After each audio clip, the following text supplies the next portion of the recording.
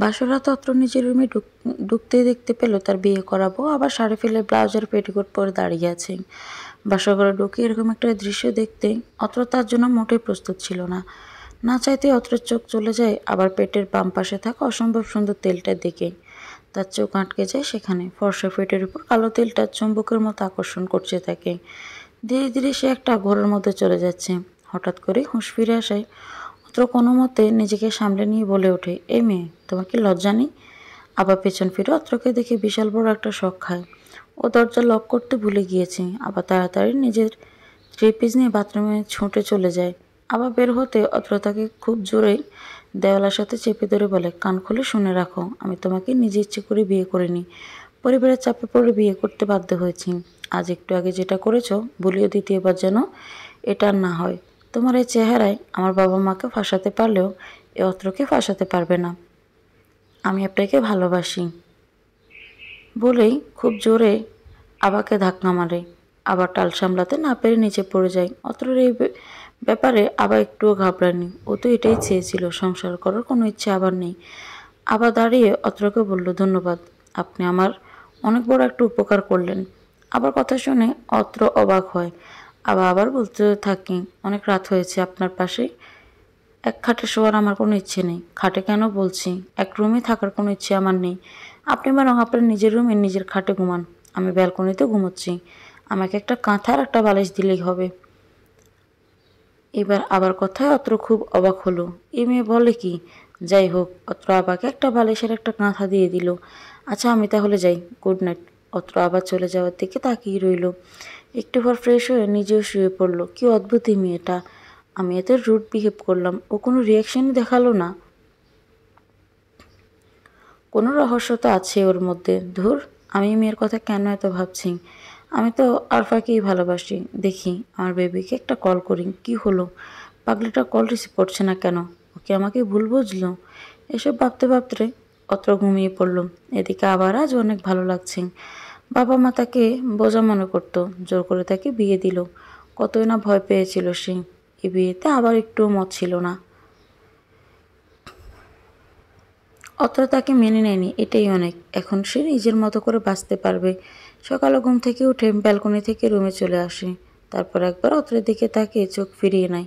তারপর লাগেজ থেকে একটা শাড়ি বের করে ওয়াশরুমে চলে যায় গোসল করার জন্য। কিছুক্ষণ পরে একটা নীল শাড়ি পরে ভেজা চুলে বের হয় ড্রেসিং টেবিলের সামনে বসে চুল চিরুনি করার জন্য। হঠাৎ মুখের উপর পানি ছিটা পড়ায় ঘুম ভেঙে যায় অত্রের। তারপর বিরক্ত নিয়ে চোখ মেলে তাকায়, কিন্তু চোখ মেলে তাকানোর পর তার সব বিরক্ত যেন এক নিমিষেই দূর হয়ে যায়।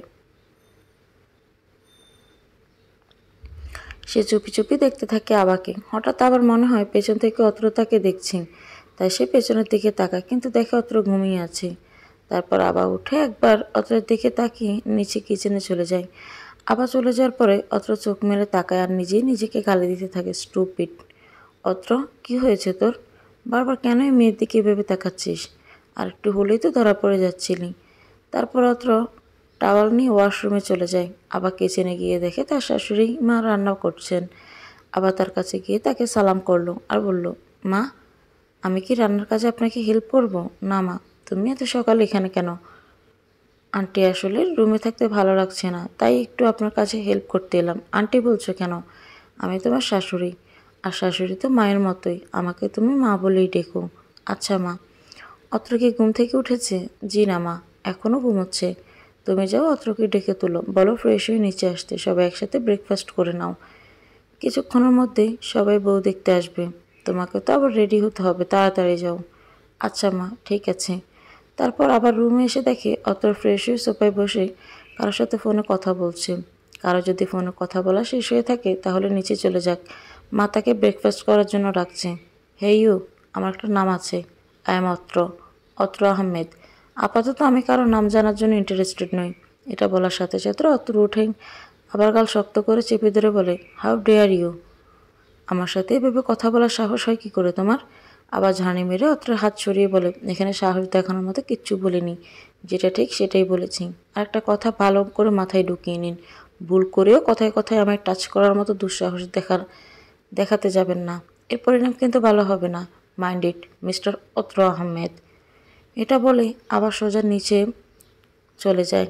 আর এদিকে অত্র অবাক দৃষ্টিতে আবার চলে যাওয়ার দিকে তাকিয়ে মনে মনে বলতে থাকি, এ কেমন মেয়ে রে বাবা, ভেবেছিলাম আমি তাকে ইগনোর করব।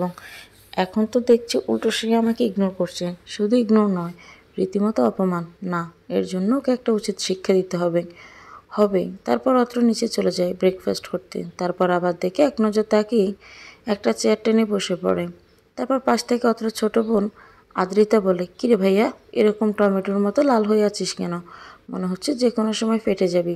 চুপ, একটাও কথা না বলে চুপচাপ খা, না হলে টমেটোর মতো তোকে ফাটাবো। সবসময় ফাজলামো।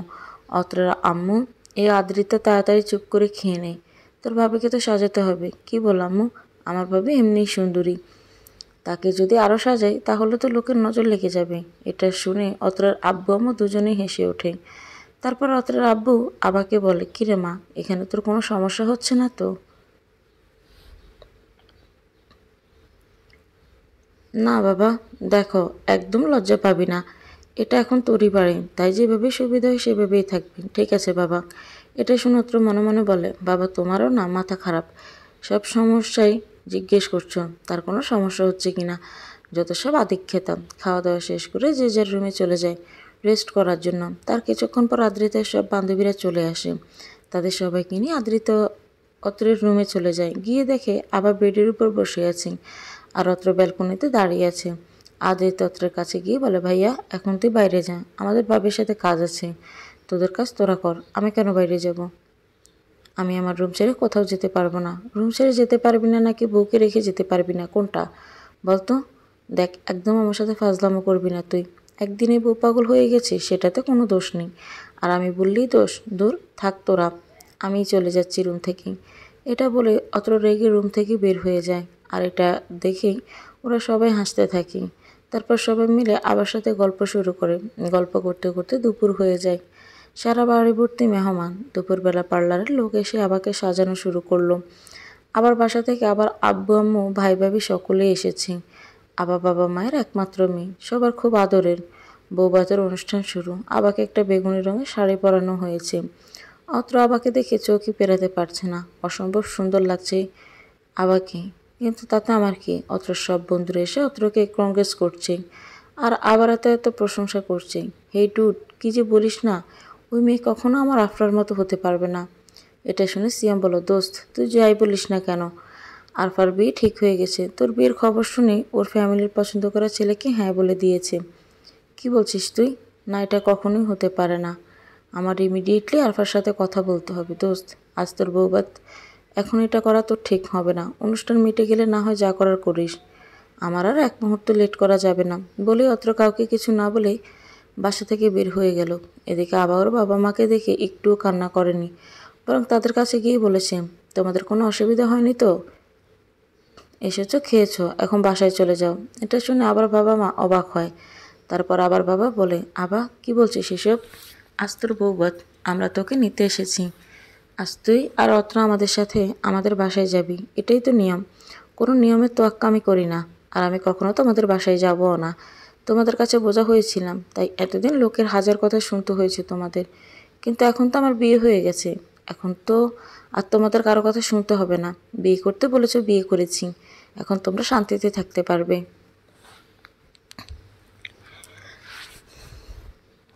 আমি এখন এই বাড়ির বউ, এখন থেকে আমাকে আমার মতো করে ভালো থাকতে দিবা। আমরা কেন এটা করেছি তুই খুব ভালো করেই জানিস। আমরাও চাই আমাদের মেয়েটা হাসি খুশি থাকুক। অতীতে যা হয়েছে সব ভুলে জামা, আমরা কেউ তোর খারাপ চাই না। অত্র তোকে খুব ভালো রাখবে, ওকে মেনে নে। দুজনের সুন্দর একটা সংসার সাজা। আবার শোন, আর এক মুহূর্ত ওখানে দাঁড়িয়ে না থেকে আবার ওদের সামনে থেকে নিজের রুমে চলে আসলো। আজ খুব কষ্ট হচ্ছে তার, কান্নায় বুক ফেটে যাচ্ছে। মনে হচ্ছে এতদিন জমিয়ে রাখা কষ্টগুলো আজ আবার চোখ বেয়ে বৃষ্টি হয়ে ঝরে পড়ছি। আবার মা বাবা কোনো রকম অত্রের বাবা মাকে বুঝিয়ে সুঝিয়ে অত্রদের বাসা থেকে বিদায় নিয়ে অত্র আবাকে ছাড়াই নিজের বাসায় চলে গেল। এদিকে অত্র আরফার কাছে এসেছে। এখন আরফার সাথে কথা বলাটা খুবই জরুরি। অত্র আরফাদের বাড়ি এসে দেখে আরফাদের বাসাটা সুন্দর করে সাজানো হয়েছে, যেটা দেখার সাথে সাথে অত্রের বুকের ভেতরটা ছ্যাঁত করে ওঠে। সে ধীর পায়ে সামনের দিকে এগিয়ে যায়, কিন্তু তার পাগুলো যেন চলছেই না। অত্র কোনো রকম বাসার মধ্যে ঢুকে একজনকে জিজ্ঞেস করে, আরফা কোথায়? আরফার তো আজ গায়ে হলুদ, কিন্তু আপনি কে? এটা শোনা মাত্র অত্র আর দাঁড়িয়ে থাকতে পারল না। সামনের দিকে এগিয়ে যেতে দেখতে পারলো আরফা খুব সুন্দর করে হলুদের সাজে স্টেজে বসে আছে। এটা দেখার সাথে সাথে অত্রর দমটা যেন বন্ধ হয়ে যাবে এরকম মনে হয়। স্টেজের পাশে গিয়ে অত্র আরফাকে ডাকে। আরফা হঠাৎ অত্রের কণ্ঠ শুনে আরফা চমকে ওঠে। তাকিয়ে দেখে স্টেজের পাশে অত্র দাঁড়িয়ে আছে। তুমি এখানে এসেছো কেন? তোমার তো এখন নতুন বউয়ের সাথে থাকার কথা। আরফার মুখে এমন কথা শুনে অত্র রাগ চরম পৌঁছালো। আরফাকে সবার সামনে স্টেজ থেকে টানতে টানতে একটা খালি রুমে নিয়ে এসে দরজা বন্ধ করে দিল। এসবের মানে কি আরফা? তুমি জানো না আমি তোমাকে কতটা ভালোবাসি? আমার বাসা থেকে আমাকে জোর করে বিয়ে দিয়ে দিয়েছে। আমি ওকে ডিভোর্স দিয়ে দিব। আমি তোমার কাছে একটু সময় চেয়েছি, আর তুমি এভাবে আমাকে না জানিয়ে বিয়ে করতে যাচ্ছ? আরফা প্লিজ এমনটা করো না, তোমাকে ছাড়া আমি বাঁচতে পারবো না। শোনো অত্র, যা হয়ে গেছে তুমি মেনে নাও।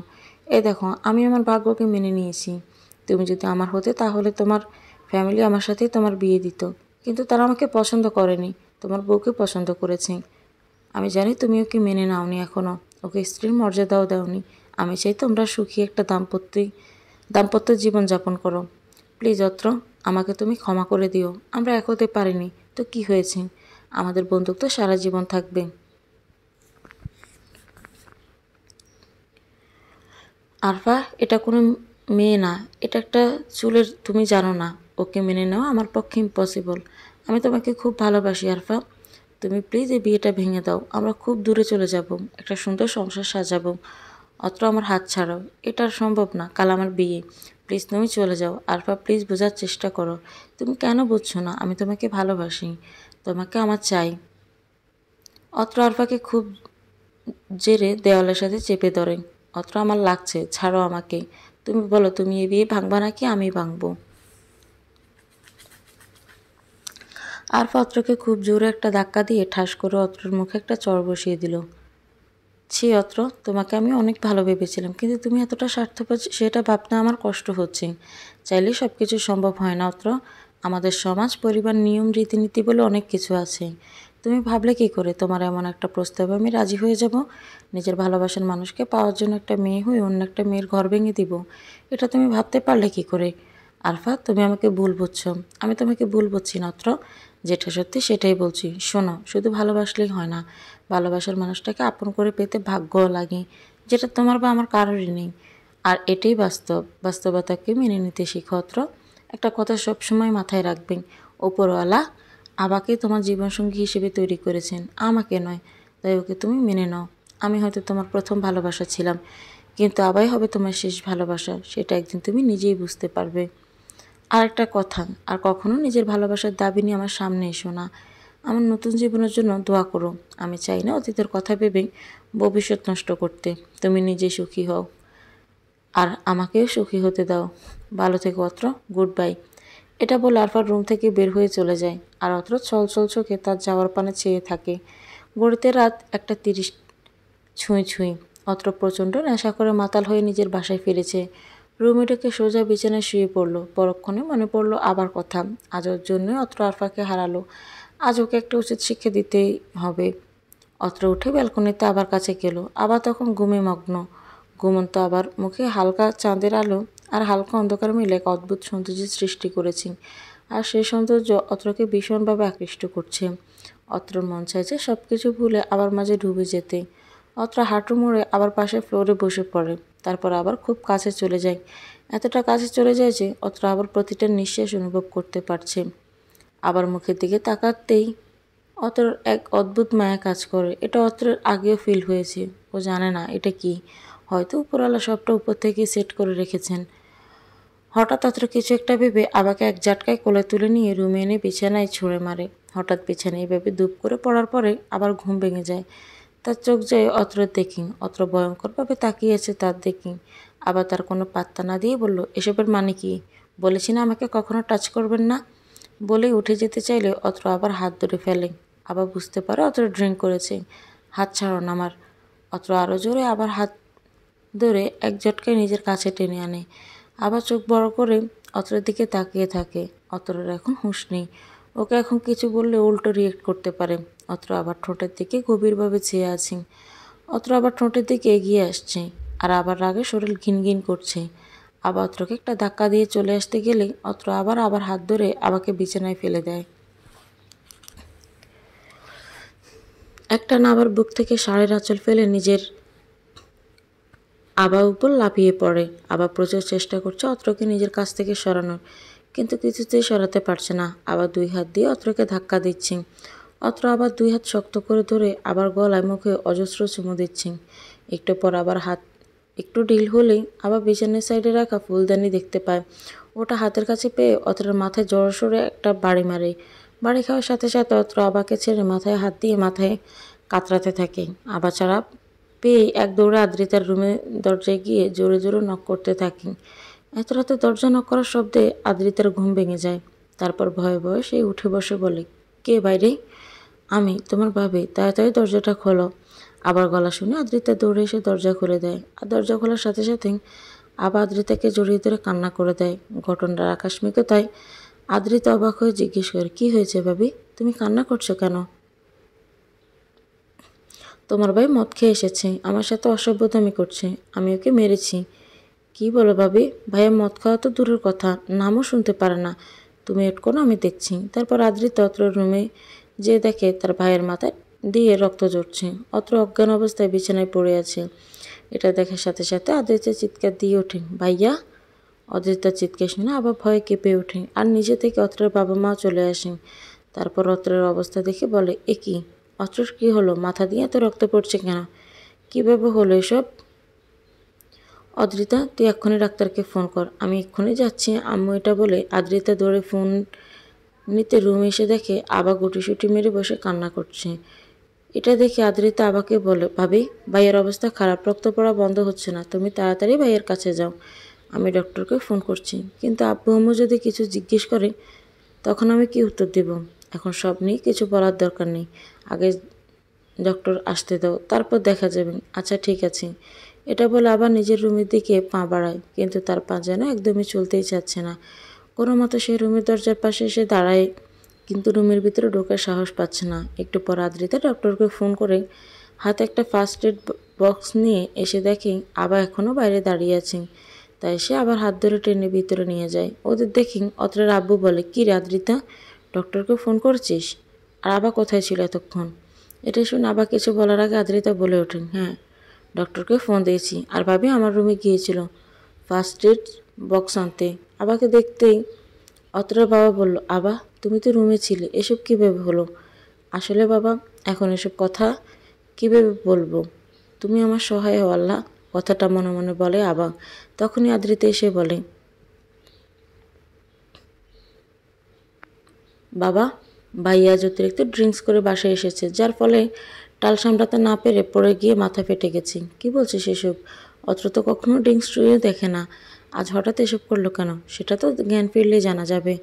এখন একটু চুপ করো আপাতত, রক্ত বন্ধ করার ব্যবস্থা করতে হবে। এটা বলে আদ্রিতা আবার দেখে একবার তাকে ফার্স্ট এড বক্স নিয়ে অত্রের পাশে বসে তুলা দিয়ে রক্ত পরিষ্কার করতে থাকে। তার কিছুক্ষণ পরে ডক্টর চলে আসে। তারপর সব ঘটনা শুনে কাটা জায়গায় পরিষ্কার করে দিয়ে ব্যান্ডেজ করে দেয়, আর কিছু ওষুধ দেয়। অত্রের আব্বু বলে, ডক্টর, ভয়ের কোনো কারণ নেই তো? না মিস্টার আশরাফ আহমেদ, ভয়ের কোনো কারণ নেই। আসলে রক্ত পড়ছে ঠিকই, কিন্তু কাটাটা তেমন গভীর নয়। কিন্তু এখনও যে জ্ঞান ফিরছে না, আসলে অত একটু বেশি ড্রিঙ্কস করে ফেলেছে, তাই ওর অজ্ঞান হওয়ার পেছনে মাথা ফেটে যাওয়ার নেশাটা বেশি কাজ করেছে। এখন ঘুমোতে দিন, ঘুম ভাঙলে আশা করি সব ঠিক হয়ে যাবে। এখন অনেক রাত, আমাকে তাড়াতাড়ি বাসায় ফিরতে হবে। ওষুধগুলো ঠিকমতো খাওয়াবেন, আর কোনো অসুবিধা হলে অবশ্যই আমাকে ফোন দেবেন। আমি এবার আসি। আচ্ছা চলুন, আপনাকে গেট পর্যন্ত এগিয়ে দিয়ে আসি। তারপর আশরাফ আহমেদ আর ডক্টর রুম থেকে বের হয়ে যায়। তখন অত্রের আম্মু বলে, আবা, আজ সারাদিন তোমার উপর অনেক ধকল গেছে, তুমি এখন যাও, আজ আদ্রিতার সাথে আদ্রিতার রুমে গিয়ে ঘুমিয়ে পড়ো, আমি অত্রের সাথে আছি। কিন্তু মা, কোনো কিন্তু নয়, আমি যেটা বলেছি সেটা শোনো, আমি আর একটা কথাও শুনতে চাই না। এটা শুনে আবার চুপচাপ আদ্রিতার সাথে আদ্রিতার রুমে চলে যায়। তারপর আদ্রিতার রুমে ঢোকার পরে তার হাত ধরে বলে, থ্যাঙ্কস আদ্রিতা, তোমার জন্য এখন বড় বাচ্চা বেঁচে গেছি, কিন্তু কাল ওনার জ্ঞান ফেরার পরে কি হবে জানি না। এসব নিয়ে তোমাকে এত টেনশন করতে হবে না, কাল এ নিয়ে কথা বলা যাবে। এখন চুপচাপ ঘুমাও তো। সকালে অত্রের ঘুম ভাঙতেই মাথা ঝিমঝিমের সাথে মাথায় হালকা ব্যথা অনুভব করছে। তারপর মাথায় হাত দিতেই বুঝতে পারে তার মাথায় ব্যান্ডেজ করা। পরক্ষণে তার গত রাতের সব কথা মনে পড়ে যায়। সে তার ভুল বুঝতে পারে। সকাল থেকে অত্র আবাকে খুঁজছে একবার সরি বলার জন্য। আবা অত্রর রুমে আসতে অত্র আবাকে নিজের কাছে ডাকে। আবা চুপচাপ অত্রের কাছে যায়। শোনো আবা, গতকাল তোমার সাথে খারাপ ব্যবহারের জন্য আমি রিয়েলি সরি। আসলে আমি নিজের মধ্যে ছিলাম না, অতিরিক্ত ড্রিঙ্কস করে ফেলেছিলাম। যেন আমি কখনোই নামটাই শুনতে পারতাম না। আর এখন থেকে এটাই হবে আমার রোজকার সঙ্গী। যদি কিছু মনে না করেন তাহলে আমি কি জানতে পারি এসব করার কারণ কি? অত্র আবাকে তার আরফার সাথে সম্পর্কের সব কথা শেয়ার করলো। আর এটাও বলে আজ আরফার বিয়ে। আবা মনে মনে ভাবলো একটা মানুষ কীভাবে এতটা ভালোবাসতে পারে। একসাথে না থাকলেও ভালোবাসার মানুষটিকে সারা জীবন ভালোবাসা যায়। এর মধ্যে অত্রর মা হাসানুর বেগম খাবার নিয়ে এসে হাজির। আবার এই ধরো, এগুলো অত্রকে খাইয়ে ওষুধ খাইয়ে দাও। মা আপনি খাইয়ে দিন।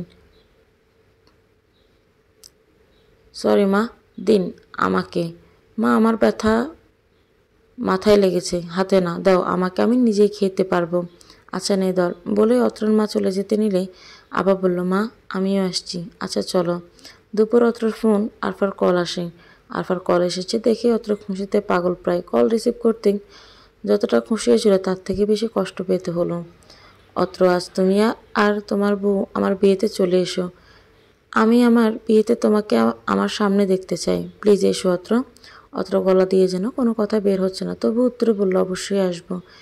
আমিও আমার ভালোবাসার মানুষকে বউ সাজে দেখতে চাই। না চাওয়া সত্ত্বেও অত্র চোখ দিয়ে পানি গড়িয়ে পড়ল। আচ্ছা অত্র, ভালো থেকো, ঠিক সময়ে চলে এসো। আবার রুমে আসতে অত্র আবাকে তৈরি হতে বলে।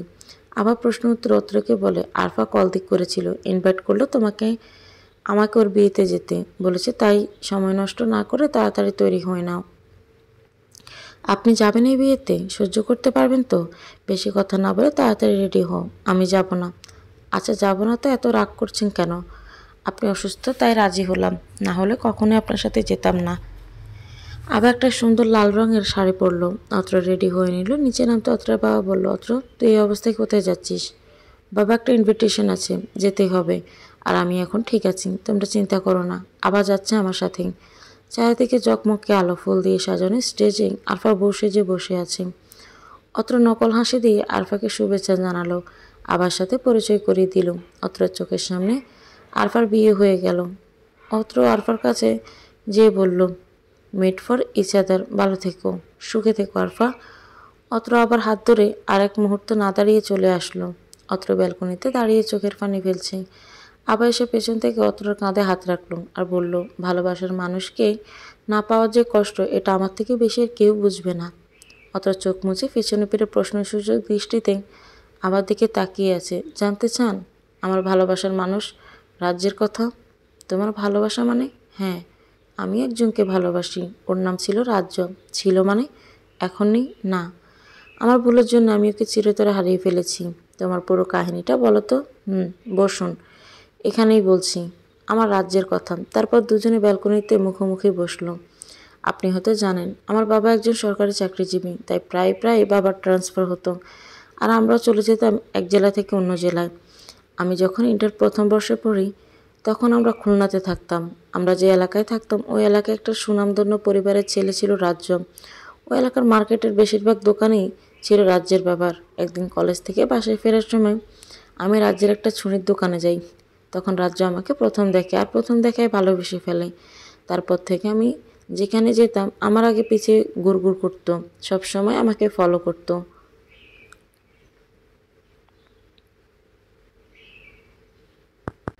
কিন্তু আমি কখনো ওকে পাত্তা দিতাম না, বরং ওর প্রতি আরও বিরক্ত হতাম, কারণ আমি তখন প্রেম ভালোবাসা একদম বিশ্বাস করতাম না। আর বড়লোকের ছেলে তো আরও পছন্দ করতাম না, কারণ আমার ধারণা ছিল বড়লোকের ছেলেমেয়েরা শুধু টাইম পাস করার জন্য প্রেম করে। এতটুকু বলে আবার থেমে যায়। তাই অত্র জিজ্ঞেস করে তারপর কি হলো? তারপর রাজ্য কোনোভাবে আমার নাম্বার জোগাড় করে আর দিনের মধ্যে 1000বার আমাকে ফোন দিয়ে ওর ভালোবাসা বোঝানোর চেষ্টা করে। আমি ওর অনেকগুলো নাম্বার ব্লক লিস্ট করি। তারপরে ওর পাগলামি থামার কোনো কথাই নেই, বরং আরও কয়েক গুণ বেড়ে যায়। এরকমভাবেই কেটে যায় কয়েক মাস। আর এই কয়েক মাসে রাজ্যের পাগলামিগুলো আমার প্রতিদিনের সঙ্গী হয়ে যায়। প্রথম প্রথম ওর পাগলামিগুলো আমার কাছে বিরক্ত লাগলো, ধীরে ধীরে ওগুলোই আমার অভ্যাস হয়ে যায়। প্রতিদিন প্রপোজ করা, সব জায়গায় ফলো করা, 1000বার ফোন করা, মেসেজ করা, এগুলোই ছিল রাজ্যের প্রতিদিনের রুটিন। পাগল একটা। এটুকু বলে আবার হেসে ফেলে। ওর হাসি দেখে রাজু জিজ্ঞেস করে, তারপর কি হয়? তুমি ওর প্রপোজালটা অ্যাকসেপ্ট করেছিলে? অতটা প্রশ্ন শুনে আবার একটা দীর্ঘশ্বাস ফেলে উত্তর দেয়, না। তারপর কি হয়েছিল? তারপর একদিন রাতে রাজ্য আমাকে কল করে, আমি রিসিভ করি না। ও টেক্সট করে, প্লিজ আবার কল রিসিভ করো। আমি আর ওকে ঘুরালাম না কল রিসিভ করতে। আচ্ছা, আমি কি করলে তুমি বিশ্বাস করবে যে আমি তোমাকে সত্যিই ভালোবাসি? শুনুন, এসব ভালোবাসা টালোবাসা বলে দুনিয়াতে কিচ্ছু নেই। আছে, ভালোবাসা আছে বলে এখনও দুনিয়াটা টিকে আছে। তুমি চাইলে আমার ভালোবাসার পরীক্ষা নিয়ে দেখতে পারো। আমার ভালোবাসার জন্য আমি জীবনও দিতে পারি। নিজের জীবনের থেকে বেশি তোমাকেই ভালোবাসি। বিশ্বাস করো আবা। ও মাতাই নাকি? এসব শুধু সিনেমাতে হয়, বাস্তবে না। আর এসব মুখে বলা যায়, কিন্তু করা এত সহজ নয়। ওকে বিশ্বাস করলে না তো আমি আমি আমাকে যখন আমি থাকবো না তখনই তুমি আমার ভালোবাসা বুঝবে। আই লাভ ইউ আবা, you are more than my life. বলেই ফোন কেটে দিল। আমি বললাম, পাগল একটা। এতদিন এটুকু বুঝতে পেরেছিলাম, রাজ্য ছাড়া আমি অচল। কবে যে মনের ভালোবাসা আসনে বসিয়ে ফেলেছি নিজেই বুঝতে পারিনি। আমিও মনে মনে ভেবে রেখেছি প্রতিদিনের মতো কাল সকালে রাজ্য ফুল নিয়ে আমাকে প্রপোজ করার আগেই আমি ওকে প্রপোজ করব। আমার ভালোবাসার কথা ওকে জানাবো। আর দূরে দূরে রাখবো না আমার পাগলটাকে। এসব ভাবতে ভাবতেই কখন যে ঘুমিয়ে পড়ি। তার পরের দিন আমি কলেজে যাওয়ার জন্য পথে রাজ্যের জন্য একগুচ্ছ গোলাপ নিয়ে ওয়েট করি, কিন্তু ওকে কোথাও দেখতে পেলাম না। সবখানে খুঁজেছি, কিন্তু ওকে কোথাও দেখতে পেলাম না। আমার খুব রাগ হলো। আমি মনে মনে ভেবেই নিই, হয়তো কাল আমার কথায় ওর ভালোবাসা উড়ে গেছে। তার জন্য হয়তো আজ আমার সামনে আসছে না। ওকে সামনে পেলে ইচ্ছে মতো মারবো, এভাবে কয়েকদিন কেটে যায়, কিন্তু রাজ্যের আর আমার সামনে আসে না। ধীরে ধীরে আমি ওর পাগলামিগুলোকে মিস করতে থাকি। আস্তে আস্তে আমার খাওয়া ঘুম সব হারাম হয়ে যায়। যে আমি রাজ্যকে ফোন দিলে বিরক্ত হতাম, সে আমিই ফোন আসলে দৌড়ে যাই এটা ভেবে হয়তো রাজ্য ফোন দিয়েছে, কিন্তু প্রতিবারই আমাকে নিরাশ হতে হয়। তারপর আমি পাগলের মতো রাজ্যকে খুঁজতে থাকি, কিন্তু কোথাও পাই না। এভাবে 7টা দিন কেটে যায়। একদিন আমি সেই দোকানে যাই যে দোকানে রাজ্য আমাকে প্রথম দেখেছিল, কিন্তু ওখানে গিয়ে আমি অবাক হই, কারণ মার্কেটে রাজ্যদের যে কয়েকটা দোকান ছিল সবগুলো বন্ধ। রাজ্যের বাবাকে এলাকার সবাই হাজী সাহেব নামে চিনে। তা আমি কোনো উপায় না পেয়ে পাশের একটা দোকানে গিয়ে জিজ্ঞেস করি, আচ্ছা ভাইয়া, হাজী সাহেবের সবগুলো দোকান আজ বন্ধ কেন?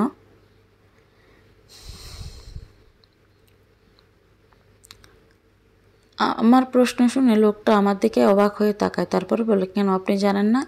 কেন, কি হয়েছে? আর হাজী সাহেবের একমাত্র ছেলে রাজ্য খুব ভালো ছিল। ছেলেটা যেমন সুদর্শন তেমনি মধুর ব্যবহার, কিন্তু কেন যে ছেলেটা সুইসাইড করতে গেল, বেচারা অকালে প্রাণটা হারালো। ওর ব্যাপারে শুনে খুব খারাপ লাগলো। কিন্তু মা, তুমি কে? কি বলছেন কি আপনি? আপনার মাথা ঠিক আছে? হ্যাঁ মা, আমি ঠিকই বলছি। প্রথমে যখন আমি এই খবরটা শুনি তখন আমারও বিশ্বাস হয়নি। তারপর খোঁজ নিয়ে জানতে পারি খবরটা সত্যি। আপনি কি হাজী সাহেবের বাসাটার ঠিকানা জানেন? হ্যাঁ জানি তো, প্লিজ আমাকে একটু ঠিকানাটা বলে দিন। ঠিক আছে, এই নাও। তারপর আমি ওনার দেওয়া ঠিকানার উদ্দেশ্যে বের হয়ে যাই। আমি খুব জোরে দৌড়াতে থাকি। আশেপাশের সবাই আমাকে দেখে হয়তো পাগল মনে করেছিল, কিন্তু আমার সে দেখে কোনো খেয়াল নেই। আমার মাথা কাজ করছিল না। প্রায় 20 মিনিট পর আমি ওনার দেওয়া ঠিকানাতে পৌঁছাই। তারপর কোনো কিছু না ভেবে দৌড়ে ভেতরে চলে যাই। পেছন থেকে দারোয়ান যে আমাকে ডাকছিল সেটা আমি শুনতেই পাচ্ছিলাম না। আমি সোজা গিয়ে রাজ্যের বাসার কলিং বেল চাপতে থাকি। এদিকে দারোয়ান এসে আমাকে বাধা দেয়, এই যে ম্যাডাম, আপনাকে কখন থেকে ডাকছে, আপনি কি শুনতে পাচ্ছেন না? প্লিজ আমাকে বাধা দেবেন না, আমাকে ভিতরে যেতে দিন। দেখুন, আপনার পরিচয় না দিলে আমি আপনাকে ভিতরে যেতে দিতে পারবো না। আমার নাম হাবা, আমি রাজ্যের সাথে দেখা করতে এসেছি। এমন সময় ভেতর থেকে একজন বয়স্ক লোক দরজা খুলে দারোয়ানকে জিজ্ঞেস করেন, কে এসেছে রে আব্দুল? বড় সাহেব, দেখুন না, মেয়েটা বলছে সে নাকি ছোট সাহেবের সাথে দেখা করতে চায়। নাম বলছে আবা। আবা নামটা শোনার সাথে সাথে লোকটার মুখ কালো হয়ে যায়। তারপর বলে, আব্দুল, ওকে চলে যেতে বল। ওনার কথা শুনে আমি বুঝতে পারি যে উনি রাজ্যের বাবা। তাই আমি দৌড়ে গিয়ে ওনার সামনে বসে হাত জোর করে কান্না করতে করতে বলি, প্লিজ আঙ্কেল, আমাকে একবার রাজ্যের সাথে দেখা করতে দিন। ওর সাথে দেখা করেই আমি চলে যাব। তখন ভেতর থেকে একজন বয়স্ক মহিলা বের হয়ে এসে বলে, কে মেয়ে, এখানে কি চাই? ওনার প্রশ্নের উত্তরে রাজ্যের বাবা বলে, রাজ্যের মা, এ হলো আবা। ও, তুমি তাহলে সেই আবা যার জন্য আমার ছেলেটা আমাদের ছেড়ে চলে গেছে? কি বলছেন আন্টি, ছেড়ে গেল মানে? ও আমার ছেলেটাকে মৃত্যুর মুখে ঠেলে দিয়ে এখন আবার না বোঝার নাটক করছো। সত্যি আন্টি, আমি কারো কথাই বুঝতে পারছি না। আর রাজ্যের কিছু হতে পারে না। আপনারা সবাই আমাকে মিথ্যে বলছেন। কি এত বড় কথা? তোমার কি মনে হয় আমার ছেলের মৃত্যু নিয়ে আমি তোমার সাথে নাটক করছি? এসো আমার সাথে, এখানে বসো, আমি এখনই আসছি। এটা বলে রাজ্যের আম্মু আমাকে নিচে বসিয়ে রেখে উপরতলা চলে যায়। একটু পরে হাতে একটা ডায়েরি নিয়ে ফিরে এসে আমার হাতে দিয়ে বলে, এটা পড়ো। আমি ডায়েরিটা হাতে নিয়ে পৃষ্ঠা উল্টাতে থাকি। আর অবাক হতে থাকে, কারণ ডায়েরির প্রতিটা পাতায় ছিল আমাকে নিয়ে লেখা। আমাদের প্রথম দেখা হওয়া থেকে সব কিছু ডায়েরিতে লেখা আছে। পড়তে পড়তে আমি একটা পাতায় এসে আটকে যাই, কারণ ওই পাতাটাতে সেদিন রাতে রাজ্যের সাথে আমার যে কথাগুলো হয়েছিল সেগুলোই লেখা আছে। তারপর আরও কিছু লেখা আছে। লেখাগুলো এরকম, আবার তুমি আমার ভালোবাসাটা বুঝতে পারলে না। আমার সব কিছুকে তোমার নাটক মনে হতো, কিন্তু সত্যি বলছি, আমি তোমাকে নিজের থেকেও বেশি ভালোবাসি। তোমাকে ছাড়া আমার বেঁচে থাকাটা সম্ভব নয়। যে কোনো মূল্যে আমি তোমার ভালোবাসা অর্জন করতে চাই, হোক সেটা আমার জীবনের বিনিময়ে। তাই আমার ভালোবাসার প্রমাণ দিতে আমি আমার শেষ নিঃশ্বাসটাও তোমাকে উপহার দিতে পারি। বেঁচে থাকতে তোমার ভালোবাসাটা পাইনি তো কী হয়েছে? মরার পর তো তোমার ভালোবাসাটা পাবো। সবাই না হয় বেঁচে থাকতে ভালোবাসার মানুষের মনে জায়গা পায়, আমি না হয় মরার পরেই পাবো। মরার পরে যদি আমি তোমার মনে জায়গা পাই, তাহলে সেটাই হবে আমার ভালোবাসার পরম পাওয়া। আজ থেকে এই ডায়েরি লেখা শেষ। থাক না আমার ভালোবাসাটা অসম্পূর্ণ, তাতে ক্ষতি কী? ভালো থেকো বাবা, আমি চলে যাচ্ছি। অপূর্ণতায় তুমি না হয় খুঁজে নিও আমায় আর আমার ভালোবাসা। ডায়েরিটা পড়ার সময় ডায়েরির প্রতিটা পাতা আমার চোখের জলে ভিজে যায়। ডায়েরি পড়া শেষ হতেই রাজ্যের মা আমার হাত ধরে টেনে নিয়ে ওনাদের বাসার বাগানের কাছে নিয়ে যায়। তারপর হাত দিয়ে সামনের দিকে ইশারা করে বলো, ওই দেখো, ওখানে শুয়ে আছে আমার রাজ্য। আর এর জন্য দায়ী একমাত্র তুমি। যতটা কষ্ট তুমি ওকে আর আমাদের দিয়েছ, তার থেকে বেশি কষ্ট তুমিও পাবে। আমি ছুটে রাজ্যের কবরের পাশে গিয়ে বসে পড়ি। তারপর ওর কবরটা দেখি, কান্না করতে করতে বলতে থাকি, রাজ্য, আমি কখনো এটা চাইনি। আমি তো শুধু মজা করে বলেছিলাম, মন থেকে তো বলিনি। তুমি না আমাকে এতটা ভালোবাসতে, তাহলে আমার মনের কথাটা কেন বুঝতে পারলে না? আমি যে তোমাকে পাগলের মতো ভালোবেসেছি। তুমি শুধু আমার মুখের কথাটা শুনলে, একবারও আমার মনের খবর নিলে না। রাজ্য, প্লিজ ফিরে এসো। আমি আর কখনো এমন কথা বলবো না। তুমি ফিরে এসো রাজ্য, একটিবার আমার কাছে ফিরে এসো। তোমাকে ছাড়া আমি বাঁচতেই পারবো না। এভাবে কান্না করতে করতে কখন যে আমি সেন্সলেস হয়ে পড়ি। তারপর আর আমার জ্ঞান ফিরে তখন নিজেকে হসপিটালে আবিষ্কার করি। তখন আমি কথা বলার মতো পরিস্থিতিতে ছিলাম না। পরে জানতে পারি, আমি অজ্ঞান হওয়ার পরে রাজ্যের বাবা মা আমাকে হসপিটালে নিয়ে আসে। তারপর লোক দিয়ে আমাদের বাসায় খবর পাঠায়। তারপর থেকে আমি কয়েক মাস কোনো কথা বলিনি, নিজের রুম থেকে বের হইনি। মাঝে মাঝে পাগলের মতো কান্না করতাম, আবার মাঝে মাঝে ওর কথা ভেবে হাসতাম। পড়ালেখা প্রায় ছেড়েই দিয়েছিলাম। খাওয়া দাওয়া করতাম না একদমই। আমার বাবা মা আমার দিকে তাকাতে পারতো না। প্রায় ছুটে যেতাম আমার রাজ্যের কবরের কাছে। ওরা সবাই মিলে আমাকে ধরে নিয়ে আসতো। রাজ্যের বাবা মা আমায় ওদের বাসায়ও ঢুকতে দিত না। আমাকে প্রায় অজ্ঞান অবস্থায় ওখান থেকে নিয়ে আসতো আমার ভাইয়া। আমাকে নিয়ে বাবা মা ভাইয়া সবাই খুব টেনশনে পড়ে যায়। আমার অবস্থা দিন দিন খারাপ হয়ে যাচ্ছিল। বিভিন্ন ডাক্তার দেখানোর পর ডাক্তারের পরামর্শে আমাকে 3 মাস মানসিক হাসপাতালে রাখা হয়েছিল।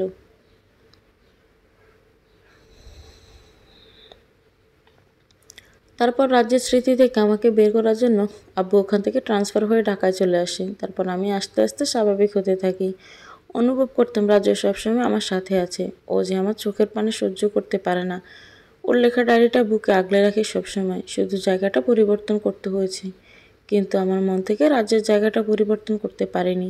রাজ্য ঠিকই বলেছিল, ওর শূন্যতে আমি বুঝতে পারবো যে ও আমাকে কতটা ভালোবাসতো।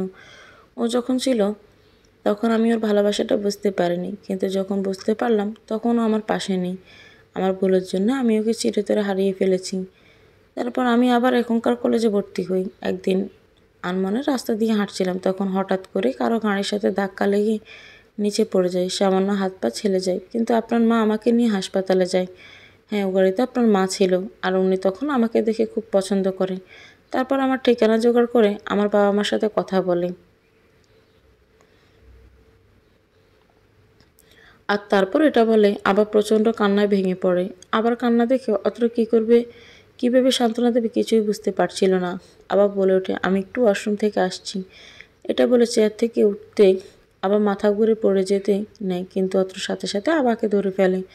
অত্র আবাকে পাজা করে নিয়ে বিছানায় শুইয়ে দিল। অতিরিক্ত কান্নায় আর শখের জন্য আবার সেন্সলেস হয়ে গেছে। অত্র জানে কিছুক্ষণ পরে আবার জ্ঞান ফিরে আসবে, তাই কাউকে কিছু না বলে একটা চেয়ার টেনে আবার মাথার পাশে বসে।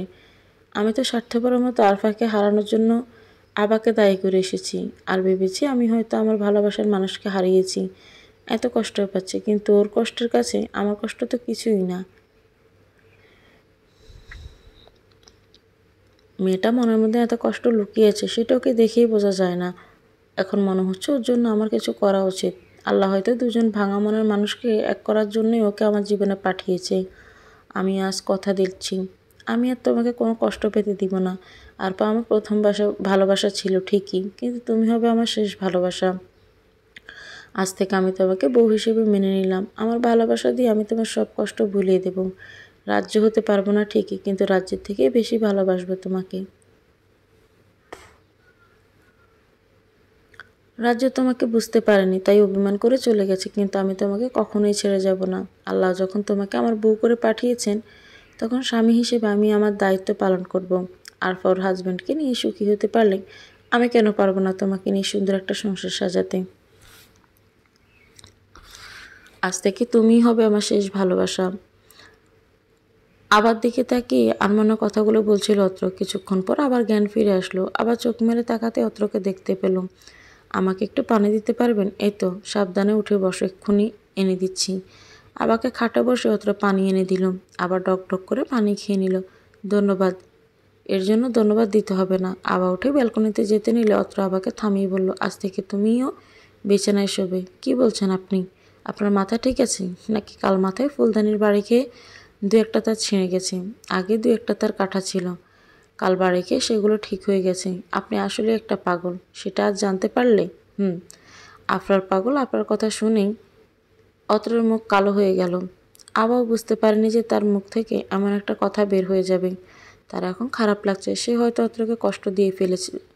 তাই অত্রের দিকে করুণ দৃষ্টিতে তাকিয়ে বলল, সরি, আমি আসলে এভাবে কথাটা বলতে চাইনি। থাক থাক, সরি বলতে হবে না, আমি কিছু মনে করিনি। আমি অতীত নিয়ে আর ভাবতে চাই না। আমি আরফাকে ভুলে যেতে চাই। আবার আমি চাই ভালো থাকুক। আমি এখন থেকে ভালো থাকতে চাই, আর তার জন্য আমার তোমার হেল্প দরকার। আমার হেল্প দরকার মানে? আবার আমরা কি ভালো বন্ধু হতে পারি?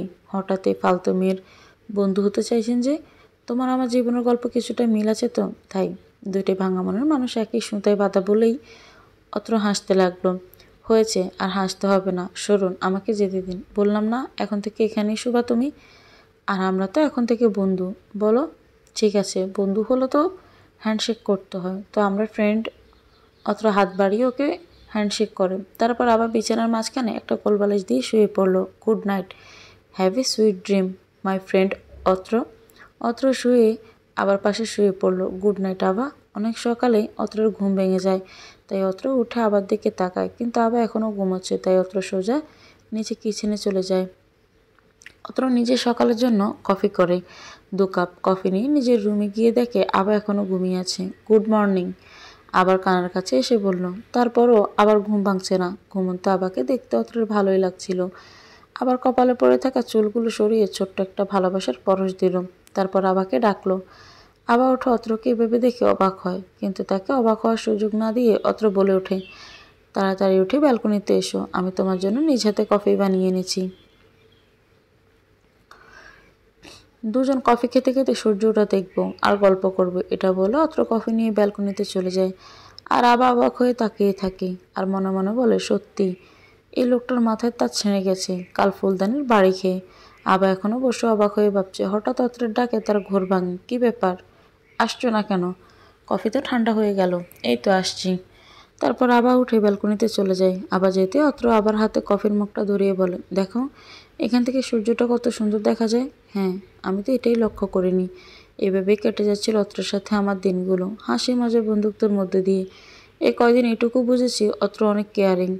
রাজ্যকে হারিয়ে বাঁচার ইচ্ছেটাই কেমন যেন হারিয়ে ফেলেছিলাম, কিন্তু অত্রের জন্য নতুন করে বাঁচার আশা খুঁজে পাচ্ছি। এসব ভাবছি আর হাসছি, এর মধ্যে অত্র রুমে আসলো। কি ব্যাপার মহারানী, এত হাসছেন কেন? এই প্রথম তোমার হাসি দেখছি, হাসিটা তোমার খুব মিষ্টি হয়েছে। এত হাসির তারিফ করতে হবে না। আজ এত আগে আগে অফিস থেকে আসলেন যে? একসাথে লাঞ্চ করে বিকেলে তোমাকে নিয়ে ঘুরতে বের হব। তাই? না, আমি কোথাও যাব না, আমার বের হতে ভালো লাগে না। কিন্তু আমি তো অন্য কথা শুনেছিলাম, নতুন জায়গায় ঘুরতে নাকি তুমি খুব পছন্দ করো। এটা আপনাকে কে বলেছে? আদ্রিতার কাছে শুনেছি, কিন্তু এখন ভালো লাগে না। চুপ, আমি যা বলেছি তাই হবে। আর আজ তুমি শাড়ি পরবে।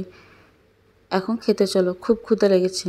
ঘুরতে যাবেন ঠিক আছে, কিন্তু শাড়ি পরতে পারবো না আমি। যা বলছি তাই হবে, শাড়ি না পরলে আমি নিজেই কিন্তু শাড়ি পরিয়ে দিব। আচ্ছা ঠিক আছে, শাড়িই পরবো।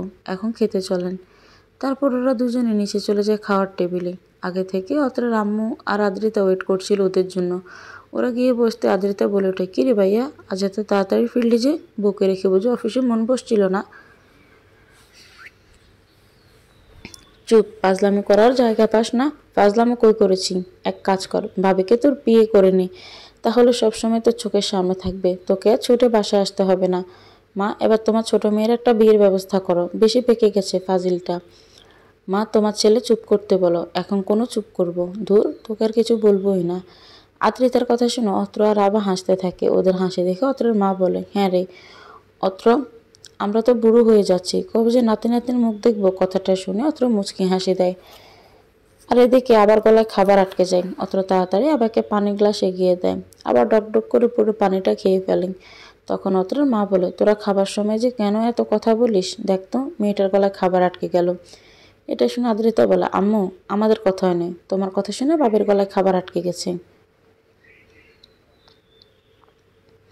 তারপর হাসতে থাকে। খাওয়া শেষে অত্র বলে, মা, আজ আমি আবাকে নিয়ে একটু বাইরে যাব। আচ্ছা ঠিক আছে, কখনো তোকে নিয়ে বের হোসনি, তোরা সাবধানে যা, ভালো লাগবে। মায়ের সাথে কথা বলে অত্র আর আবা ওদের রুমে গিয়ে কিছুক্ষণ রেস্ট নেয়। আবাকে চুপচাপ দেখে অত্র বলে, তখন মায়ের কথার জন্য কি মন খারাপ? আরে তেমন কিছু না, ওকে এখন তাড়াতাড়ি রেডি হও, না হলে দেরি হয়ে যাবে। আচ্ছা ঠিক আছে, এটা বলে আবার আলমারি থেকে একটা কালো শাড়ি নিয়ে ওয়াশরুমে চলে যায়। এদিকে অত রেডি হয়ে নেয়। কিছুক্ষণ পরে আবার ওয়াশরুম থেকে বের হয়। আবাকে দেখে অত হা হয়ে তাকিয়ে থাকে। আর মনে মনে বলে, আমার বউটাকে শাড়িতে যে এত সুন্দর লাগে, এটা আগে কেন বুঝতে পারিনি। চোখ তো সরানোই দেয়। আর কিছুক্ষণ ওর সামনে থাকলে ধরা পড়ে যাব। আমি নিচে তোমার জন্য ওয়েট করছি, তুমি রেডি হয়ে এসো। আচ্ছা।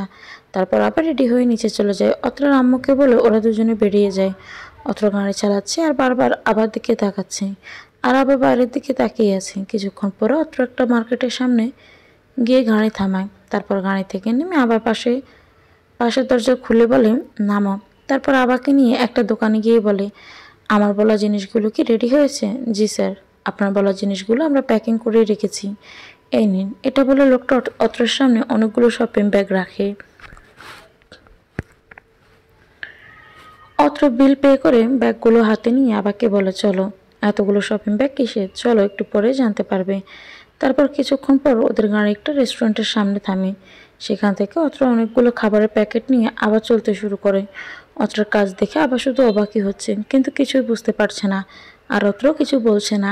বেশ কিছুক্ষণ পরে অত্র একটা জায়গায় গিয়ে গাড়ি থামায়। তারপর গাড়ির থেকে নেমে আবাকেও নামতে বলে।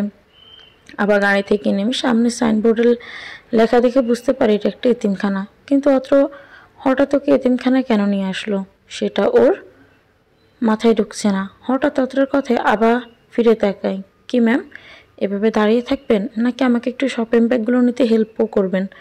ও হ্যাঁ, দিন আমাকে। তারপর ওরা সব কিছু নিয়ে এতিমখানার ভিতরে চলে যায়। ওদের দেখে সব বাচ্চারা দৌড়ে আসে। অত্র একে একে সবাইকে একটা করে শপিং ব্যাগ দেয় আর বলে, এটার মধ্যেও ওদের জন্য নতুন জামা কাপড় আছে। তারপর সবাইকে একসাথে অনেক মজা করে। অত্র আবাকে সব বাচ্চাদের চকলেট দিতে বলে। কিছুক্ষণের জন্য আবারও নিজেকে বাচ্চা মনে হচ্ছে। এভাবে অনেক সময় কেটে গেল। অত্র নিজের হাতে সবাইকে খাবার পরিবেশন করে। আবার তো এসব দেখে অবাক। খাবার খাওয়ার সময় বাচ্চাগুলো জিদ ধরে আবার অত্রকে তাদের সাথে খেতে হবে, তাই ওরাও ওদের সাথে অল্প কিছু করে খেয়ে নেয়। খাওয়া শেষে ওরা দুজন বাচ্চাদের সাথে অনেক গল্প করে। কি ম্যাম, তখন তো বাইরে আসতে রাজি হচ্ছিলেন না, এখন ভালো লাগছে তো? হ্যাঁ, অনেক ভালো লাগছে। অনেকদিন পর মনের মধ্যে একটা অদ্ভুত শান্তি পাচ্ছি। এবার তো বাসায় ফিরতে হবে, কিন্তু আমার তো এখন বাসায় যেতে ইচ্ছে করছে না। তাহলে কি করতে ইচ্ছে করছে? এ বাচ্চাদের সাথে থেকে যেতে ইচ্ছে করছে। তুমি থেকে গেলে আমার কি হবে? কি? কিছু না, চলো বাসায় এসে আবার মনটা খুবই ফুরফুরে লাগছে। অত আসতে আবার বলল, অনেক অনেক থ্যাঙ্কস এরকম একটা দিন উপহার দেওয়ার জন্য। শুনুন, এসব ছোটোখাটো বিষয়ে থ্যাঙ্কস বলবেন না, শুনতে পরপর লাগে। আচ্ছা ঠিক আছে, আর বলবো না, মনে থাকে যেন। হুম, আপনাকে একটা কথা বলি। বলো। এতে আবার অনুমতি নেওয়ার কি আছে? অনেকদিন বাবা মাকে দেখি না, চলেন না কাল বাবা মার সাথে দেখা করে আসি। আচ্ছা একটা কথা বলো তো, বৌভাতের দিন যখন আমাকে নিতে এসেছিল, সেদিন তুমি আমাদের বাসায় যেতে রাজি হওনি কেন? আমি তো তখন রাগ করেছিলাম আপনার সাথে জোর করে বিয়ে দেওয়ার জন্য। তাহলে এখন রাগ নেই তাদের উপর। আপনি খুব বেশি কথা বলেন, কিন্তু এখন তো আপনি আমার সবচেয়ে প্রিয় বন্ধু। হুম, বুঝলাম। তোমাকে নিয়ে যেতে পারি এক শর্তে। এখানে আবার শর্ত কিসের? আচ্ছা বলুন, কি শর্ত? অবাক হয়ে আমাকে আজ থেকে তুমি করে বলতে হবে। রাজি? কি? এটা কোনো শর্ত হলো নাকি? আমার আনইজি ফিল হবে। আমি তুমি করে বলতে পারবো না। আপনিই ঠিক আছে। দেখো, তুমি তো মাত্রই বললে যে আমি তোমার ভালো বন্ধু। তো বন্ধুকে কেউ আপনি করে বলে? কেউ না বললেও আমি বলি। আমার শর্ত আমি জানিয়ে দিয়েছি, এখন মানা না মানা তোমার ব্যাপার। তুমি ভেবে দেখো কি করবে। আপনি তো দেখছি খুব জেদি। আচ্ছা, পরে বল, পরে বলবো। আগেও এখানে সবার সাথে দেখা করে আসি। কবে যাবে? আপনার তো অফিস আছে।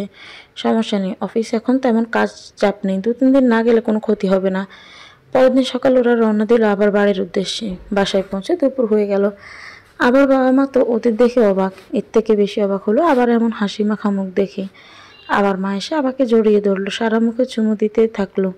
কেমন আছিস মা? দেখতেই তো পাচ্ছ ভালো আছি। তোরা আসবি একবারও তো ফোন করেও বললি না। তোমাদের একটু সারপ্রাইজ দিলাম। অত্র আবার বাবা মাকে সালাম করলো, জামাই বাবা ভিতরে এসে বসো। অত্র আবার ভেতরে ঢুকে, আম্মু ভাই ভাবি কোথায়? তোর ভাইয়া অফিসে, আর ভাবি রুমে। বলতে বলতে আবার ভাবি এসে হাজির। কি ব্যাপার আবার হঠাৎ করে একেবারে? অমাবস্যার চাঁদের মতো জামাই নিয়ে হাজির? হ্যাঁ, তোমাদের কথা খুব মনে পড়ছিল। আবার তুই অত্রকে নিয়ে রুমে গিয়ে ফ্রেশ হয়ে নি, আমি খাবারের ব্যবস্থা করছি। বৌমা এসো, আমাকে একটু হেল্প করো। আচ্ছা মা। এই প্রথম অত্র আবার রুমে আসলো। আবার রুমটি খুঁটিয়ে খুঁটিয়ে দেখছিল। কি দেখছেন এভাবে? তোমার রুমে এই প্রথম আসলাম। এত অগোছালো কেন? শুনেছি মেয়েরা নাকি অনেক পরিপাটি থাকে, আর তুমি? আপনার তো কিছুই অজানা নয়। একটা দীর্ঘশ্বাস ফেলে কথাটা বললো আবা। তারপর ওরা ফ্রেশ হয়ে নেয়। কিছুক্ষণ পরে আবার ভাবি ওদের খাওয়ার জন্য ডাকে, তাই ওরা নিচে চলে যায়। খাওয়ার জন্য সবাই একসাথে বসে হাসি মজা করতে করতে দুপুরের খাবার শেষ করে। তারপর আবার বাবা বলে, তোমরা অনেক পথ জার্নি করে এসেছো, এখন একটু ঘুমিয়ে নাও, তাহলে ভালো লাগবে। আচ্ছা ঠিক আছে। তারপর অত্র আর আবার রুমে গিয়ে ঘুমিয়ে পড়ে। বিকেলের দিকে আবার ঘুম ভেঙে যায়। অত্রের দিকে তাকিয়ে দেখে অত্র এখনো ঘুমোচ্ছে। তাই আর না ডেকে একা একাই নিচে চলে যায়। অনেকদিন পর নিজের বাসায় এসে বেশ ভালোই লাগছে আবার, তাই মায়ের কাছে গিয়ে বসে গল্প করছিল। এদিকে অত্র ঘুম থেকে উঠে আবাকে না পেয়ে নিচে আসে। আবার বাবা তখন ড্রয়িং রুমে বসে বই পড়ছিল, আর আবার ভাবি কিচেনে চা বানাচ্ছিল। অত্রকে দেখে আবার বাবা বলে, কোনো অসুবিধা হচ্ছে না তো? না বাবা, কোনো অসুবিধা হচ্ছে না। আমি এলাম আপনাদের সাথে গল্প করতে। বেশ করেছো, বসো এখানে। চা খাবে তো? অবশ্যই। আবার ভাবি দুজনের জন্য চা নিয়ে এলো। তারপর চা খেতে খেতে গল্প করছিল। তার মধ্যে হঠাৎ আবার বাবা বলে, অত্র তোমাকে আবার ব্যাপারে কিছু কথা বলার ছিল। আবার রাজ্যের ব্যাপারে, তাই তো? তুমি কিভাবে জানলে? আবার আমাকে সব বলেছে। তাহলে তো বুঝতেই পারছো কতটা কষ্টের মধ্যে দিয়ে গেছে। ওই ঘটনার পর থেকে আমার মেয়েটা অনেক জেদি আর একরোখা হয়ে গেছে, কারো কথা শুনতে চায় না। তবে আজ ওকে দেখে মনে হলো অনেকটাই স্বাভাবিক হয়ে গেছে। আপনারা এসব নিয়ে একদম টেনশন করবেন না। আমি ওকে একদম স্বাভাবিক করে তুলব, আর সবসময় ওর খেয়াল রাখবো। ও অতীতে অনেক কষ্ট পেয়েছে, আমি ওকে ভবিষ্যতে কোনো কষ্ট পেতে দিব না। আপনারা আমাদের জন্য দোয়া করবেন, আমরা যেন সুখী হতে পারি। আমরা তো সবসময় দোয়া করি, কিন্তু এতদিন ওকে নিয়ে একটু টেনশনে ছিলাম। কিন্তু আজ তোমার কথা শুনে ভরসা পেলাম। আমরা যোগ্য ছেলের হাতে আমাদের মেয়েকে তুলে দিয়েছি। দোয়া করবেন আমি যেন আপনাদের ভরসার মান রাখতে পারি। এমন সময় আবার এসে বলে, আমাকে রেখে এখানে কী নিয়ে মিটিং করা হচ্ছে শুনি? আপনি এসে মিটিংয়ে জয়েন করলেন? করুন মহারানী। তাহলে আমি আবার বাদ থাকবো কেন? নন্দভাবি সবাই আসুন। তারপর সবাই মিলে অনেক আড্ডা দেয়। তারপর সন্ধ্যা হয়ে গেলে আবার মা আর ভাবি রান্নাঘরে যায়।